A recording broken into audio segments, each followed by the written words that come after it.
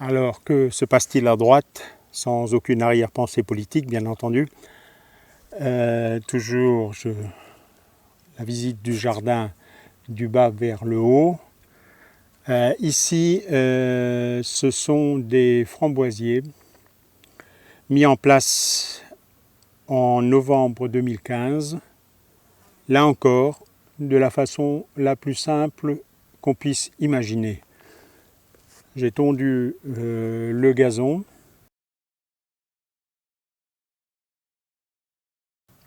J'ai tondu et ramassé en même temps les feuilles mortes sous les arbres fruitiers du verger qui est ici juste de l'autre côté de la clôture. J'ai étalé ça en bandes longues, séparées d'environ 2 mètres. Et d'un simple coup de bêche, j'ai ouvert un petit sillon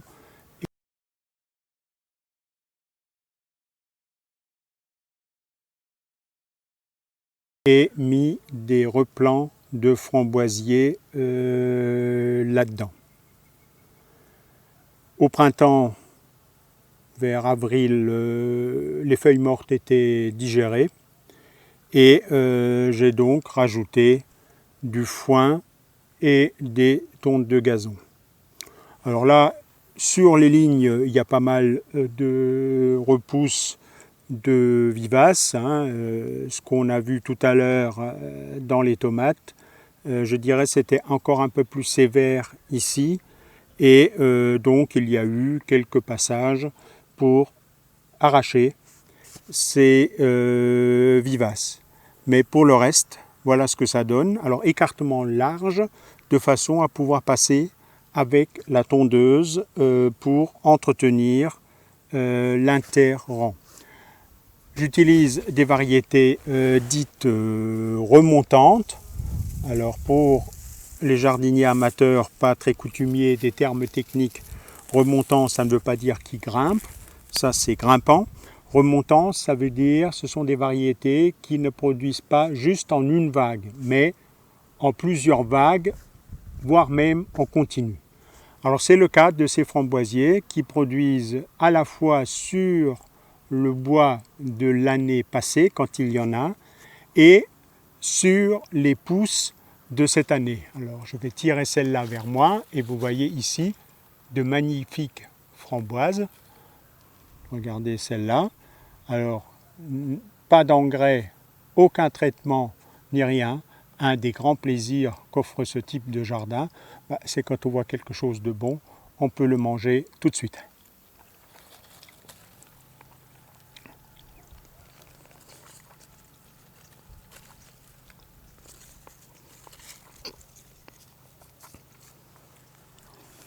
Voilà, donc ici c'était une prairie, ni de travail, je vous refais la chanson, pas de bêche sauf pour planter, pas de pioche, pas de binette, pas de grelinette, pas de motoculture bien sûr. Et comme vous pouvez le constater, déjà de très bonnes framboises qu'on peut manger sur le pied vu qu'il n'y a eu aucun produit. Des fois, pour déconner, je dis que les laver avec l'eau du robinet, ce serait les salir. Allez, cette rangée, elle mérite un petit arrêt. Pour tous ceux qui croient encore toutes les conneries qui sont écrites dans tous les guides, regardez ceci. Vous trouverez partout sur Internet des textes comme quoi les feuilles de noyer, c'est toxique, rien ne pousse, etc. Cette bande, contrairement aux deux autres qui étaient faites sur les feuilles mortes de mes fruitiers, a été traitée à l'automne avec les feuilles de noyer que mon voisin voulait brûler et que j'ai récupérées et étalées ici et dans lesquelles, à l'automne, un peu plus tard que les deux autres rangées, on devait être en janvier, j'ai planté ces framboisiers qui, si on cherche un peu, ils sont un peu plus chétifs parce que plantés beaucoup plus tard, mais si on cherche un peu, on trouvera là aussi des framboises déjà prêtes à être mangées. Et si vous voulez, vous mettez votre main, regardez la terre. Il s'agit là, je le répète, d'une prairie qui n'a jamais été travaillée autrement qu'en nourrissant les organismes vivants du sol, y compris avec une saloperie, entre guillemets, comme des feuilles de noyer. Donc j'espère qu'au plus tard, à partir de maintenant, quand vous lirez une connerie sur Internet, vous vous direz ça c'est encore une connerie, je vais essayer, est-ce que c'est vrai? Et vous verrez que dans la nature, tout se recycle. Le simple bon sens vous dit que si les feuilles de noyer étaient toxiques, elles s'accumuleraient et sous le noyer centenaire que vous voyez par-ci, par-là, on aurait 2 mètres de feuilles mortes accumulées. Est-ce que vous avez déjà vu ça? Non. Alors le bon sens vous dit que la nature a des mécanismes pour décomposer cette matière organique. Là encore, chose insolite et que pour l'instant je ne vous encourage pas à imiter. On va considérer que c'est une expérience, donc une parcelle expérimentale. Comme précédemment, nous sommes dans ce qui était encore une prairie à l'automne dernier, couverte en partie sur le rang en haut où il y a des fruitiers rouges par du BRF. Ici, une partie sous une vieille bâche plastique noire parce que je n'avais pas de foin sous la main, enlevée durant l'hiver et recouverte. Donc cette bande a été recouverte par du foin durant l'hiver. L'expérience, ce sont ces asperges. L'Alsace est une terre d'asperges et quand vous lisez les notices techniques ou les guides sur comment cultiver des asperges, il vous faut creuser des tranchées de je ne sais plus combien, mettre des griffes, recouvrir de terre, puis laisser pousser pendant 1 ou 2 ans, buter, etc. etc. J'ai décidé de voir si tout ça était absolument nécessaire et j'ai procédé tout à fait autrement. Tondu l'herbe, acheté mes griffes, ce qui s'appelle des griffes, c'est-à-dire les racines avec les bourgeons terminaux en dormance, poser ces griffes sur l'herbe et passer mon rouleau de foin par-dessus. Alors ce que je peux déjà dire, je ne sais pas si mes asperges vont produire beaucoup, je ne sais pas si elles seront bonnes, mais je peux déjà vous dire que pour l'instant, elles poussent sans difficulté particulière comme ces rejets le montrent. Donc pendant 2 ans, on va laisser l'énergie rentrer dans ce réseau de racines souterraines et puis on commencera au printemps à récolter les asperges qui seront de plus en plus grosses. Donc à l'automne, je mettrai une épaisse couche de foin, de paille selon ce que j'aurai. Et lorsque les asperges pointeront au bout de cette épaisse couche de foin, je les cueillerai pour les manger, si tout va bien. Pour l'instant, ne m'imitez pas. Revenez voir dans 2 ans si c'est une idée de ouf ou si effectivement ça marche aussi bien que ce que j'imagine. Bon, ce pied de courgette a lui aussi végété pendant des semaines et des semaines, ne sachant pas s'il voulait crever ou s'il voulait pousser. Et puis, la chaleur est arrivée, les cycles vivants se sont installés et depuis, la croissance est exponentielle. On aura dans 1 ou 2 jours les premières courgettes qui sont en train de se former. Alors ici, on est sur une parcelle un peu plus ancienne. Il y avait ici les composteurs dans lesquels je stocke certaines matières organiques.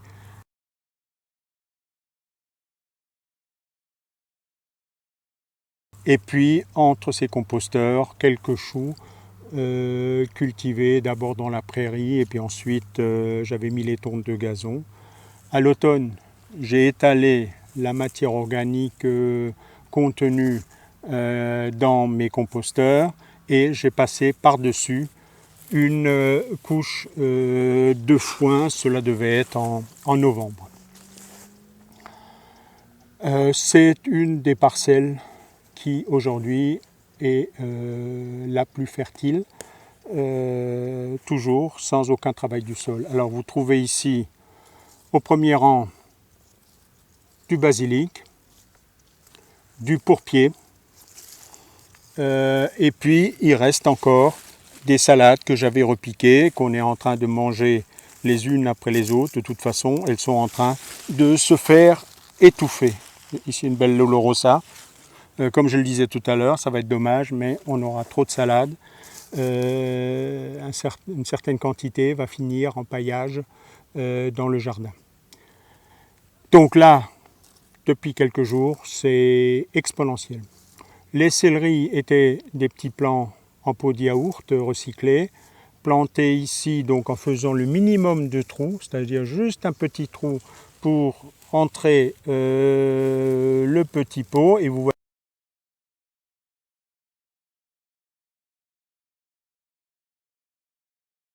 voyez que déjà un certain nombre d'adventices ou des pieds de tomates là, qui en profitent de ce petit espace de lumière pour se développer. Donc céleri rave, qui à mon jugement sont magnifiques.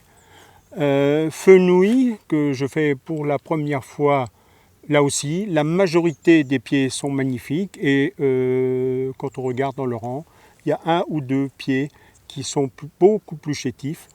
Et c'est là qu'en général, il y a eu un accident. Alors soit des fois c'est un insecte, dans des prairies nouvellement converties, on peut avoir des vers blancs, des taupins, des choses comme ça qui attaquent des racines. Ça peut aussi être qu'un campagnol est passé par là, m'a rongé la racine, mais pas complètement. Donc la plante survit avec une petite racine latérale. Ça peut être cette année aussi, j'ai eu pour la première fois des pucerons sur les racines. Donc voilà. Je les laisse, peut-être qu'ils vont se retaper, et sinon globalement quand même à 90%, la récolte sera magnifique. Alors je ne résiste pas à la tentation de vous faire perdre un peu de temps pour regarder ces pommes de terre. Je ne cultive pas de pommes de terre, elles prennent trop de place, et puis j'ai une autre source de pommes de terre bio. Donc voilà. Mais là, pour à peu près la moitié, c'est tout simplement des épluchures de pommes de terre qui ont poussé tout à fait spontanément et que je n'ai pas eu le cœur à arracher. La deuxième, là, ces plants qui sont juste à côté de moi, un pied de tomate là, on va l'enlever. C'est tout à fait autre chose et quelque chose de très très curieux. Vous avez sans doute déjà eu des pommes de terre de consommation qui, lorsqu'elles ne sont pas traitées avec des antigerminatifs, vous avez des germes qui commencent à se développer vers le mois de janvier ou de février. Donc j'ai enlevé ces germes, on a mangé ces pommes de terre, et au lieu de mettre ces germes à la poubelle, je les ai posés sur un terreau dans une terrine. Très vite, des racines sont apparues. Puis avec mes histoires de santé, j'ai oublié un peu, c'est resté dehors, ça a pris la pluie, elles étaient inondées comme du riz. Et puis il y a quand même quelques-uns de ces germes qui ont survécu, et j'en ai planté 2-3 ici, juste à titre de curiosité pour voir ce que ça donne. Alors voilà ce que ça donne. Nous avons ici des pommes de terre sans effort, sans plan, aucun travail du sol, qui n'ont pas à ce jour de mildiou en cette année 2016, ou si, très exactement, il y a quelques petites touches, mais rien de significatif question mildiou. Une branche qui s'est cassée. Il y a eu 2 ou 3 doryphores que j'ai vus le soir, que j'ai écrasés. Je n'ai jamais vu de ponte, et en tout cas pas de larve qui ait fait de dégâts.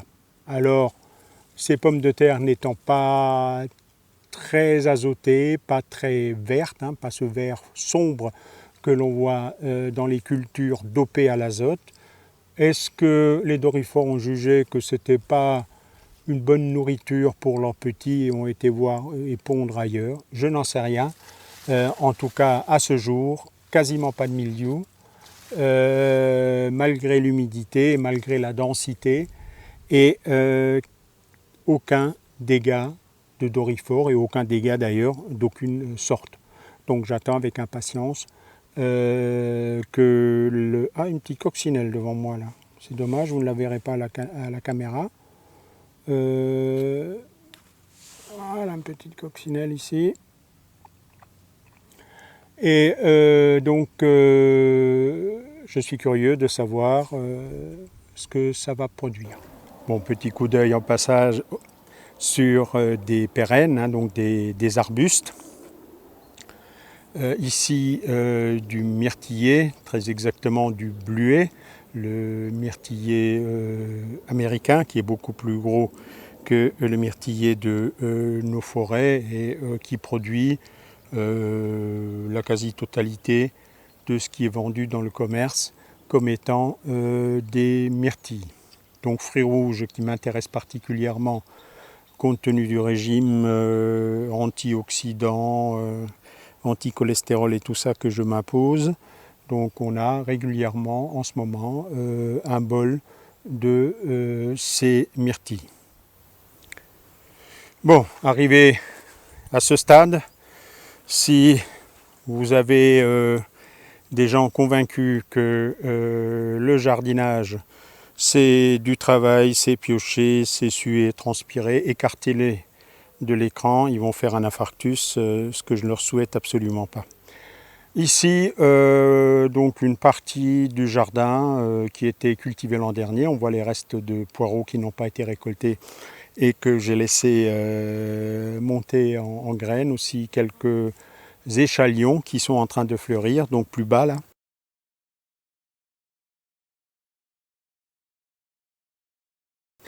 Et des mauvaises herbes.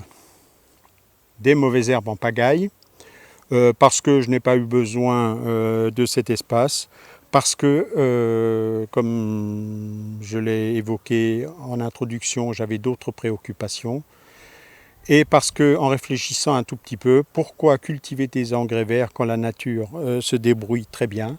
Ces plantes sont actuellement, donc ces mauvaises herbes, sont actuellement en train de capter l'énergie solaire, de la convertir en biomasse, de nourrir sous terre à travers leurs racines des tas d'organismes qui vivent dans ce qu'on appelle la rhizosphère. Donc ils font le travail d'un engrais vert, sauf que je n'ai pas eu à les semer et que je n'ai rien eu à faire. Aucun affolement, hein, puisque je vais attendre de récolter les graines des poireaux et des échalions là, qui sont en train de fleurir, qui pour l'instant attirent en masse des insectes butineurs. Si j'ai quelques secondes, je vais faire un gros plan sur un de ces capitules. Et puis ensuite, je passerai là-dessus avec mon foin. J'ai été capable de détruire une belle prairie bien établie. Il n'y a absolument rien à craindre de ce petit bazar, sauf la ronce là que je vais arracher. Je ne vois pas de liserons, je ne vois pas de méchantes mauvaises herbes, outre ces deux ronces que j'arracherai avant de passer le foin. Bon, si ceux qui pensent que je suis complètement zinzin sont encore devant l'écran, mettons la totale. Ici, une belle pousse d'ortie et de laitron quasiment en fleurs. Même chose, aucune crainte. Même si l'ortie a tendance à développer des rhizomes, ils sont en surface et s'arrachent très facilement. L'ortie est une plante extrêmement intéressante, extrêmement puissante au niveau de sa capacité d'extraire et de stocker des minéraux. Donc à cet endroit-là, avant de dérouler mon foin, je mettrai des gants, j'arrache pour essayer d'arracher les rhizomes et je passe par-dessus avec le foin Et j'aurai ici l'année prochaine une parcelle ou un bout de parcelle particulièrement fertile. Ne pas oublier que pendant des siècles et des siècles, les hommes primitifs cultivaient sur des friches. Ils n'avaient pas d'autre façon de gérer la fertilité, ils n'avaient pas d'engrais chimiques, ils n'avaient pas le pétrole, ils n'avaient pas les grandes compagnies qui leur vendaient ça très cher. Donc ils abandonnaient une parcelle qu'ils avaient cultivée sur laquelle ils revenaient 10-15 ans après. Donc surtout ne pas craindre les friches, surtout ne pas craindre les mauvaises herbes. C'est là que la nature reconstruit elle-même sans aucun effort la fertilité des sols. Voilà, je parlais de biodiversité à l'entrée. Donc une des raisons pour lesquelles chaque fois que j'ai des légumes qu'on n'a pas récoltés, dès lors que je n'ai pas une absolue nécessité de réoccuper la place, je laisse monter en graines. Ben, vous le voyez admirablement ici, c'est que toutes ces fleurs vont attirer des insectes. Alors on dit abeilles, mais les connaisseurs pourront identifier toute une ribambelle de butineurs. Donc là, ces malheureux oignons qui sont montés en graines attirent pendant toute la journée une ribambelle d'insectes. Donc vous pouvez très facilement de votre jardin faire un havre de biodiversité.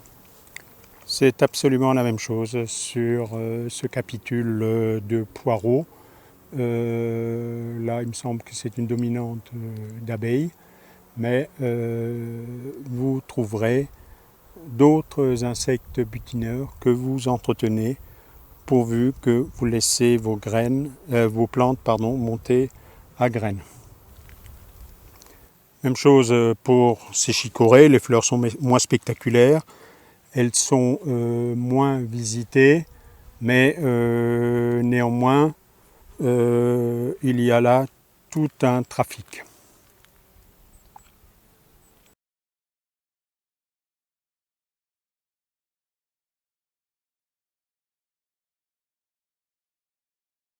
Donc ici derrière moi, une rangée de cassissiers qui sont encore en production. Enfin, la production se termine.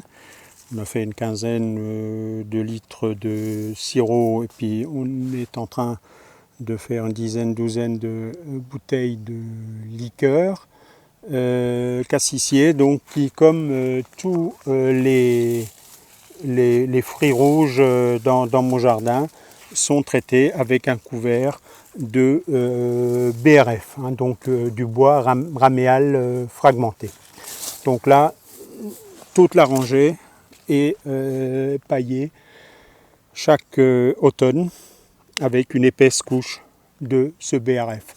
Alors comme vous pouvez le voir, ce cassissier que j'avais planté à plus d'1 mètre de l'allée pensant que ce serait suffisant, mais est en train d'envahir progressivement l'allée tellement il est exubérant.